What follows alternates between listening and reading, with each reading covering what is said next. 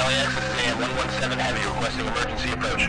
AM 117, come about to 175 and proceed to 3,000 feet. Roger that, LAX. We're not going to be able to make that approach. We're having trouble maintaining altitude. Shaping up to be a rough commute out there today. Watch for an accident on the 101 near Sherman Way. And we're just getting word that the 405 southbound has been shut down completely.